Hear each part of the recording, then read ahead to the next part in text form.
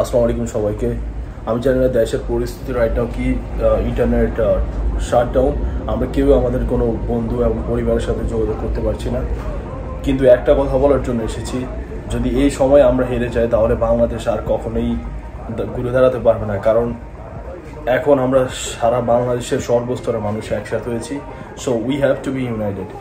So এই সময় আমাদেরকে দমে গেলে চলবে না, কারণ আওয়ামী লীগ সরকারের এই স্বৈরাচারী সরকার যারা দশকের পর দশক ধরে বসে আছে, তাদের ওভার কনফিডেন্ট আকাশচুম্বী হয়ে গিয়েছে।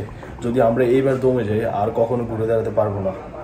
উন্নয়নের নামে যারা বাংলাদেশের মানুষের অধিকার গ্রাস করছে আর হাজার হাজার টাকা দেশে পাচার করছে, এই সব কিছুর বিরুদ্ধে আজ আমাদের প্রতিবাদের ভাষা।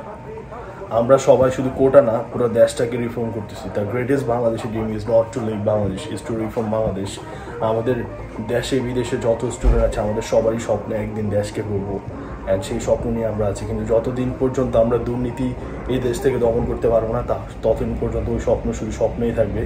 কারণ আপনি যতই টাকা পয়সা বাইরে থেকে, যতই রেমিটেন্স এই দেশে আসুক, সব যদি পাচার হয়ে যায় তাহলে কোনো ফায়দা নেই। আগে আমাদের দেশ থেকে সব কিছু উৎখাত করতে হবে, তারপরে হাজার হাজার উন্নয়ন পসিবল।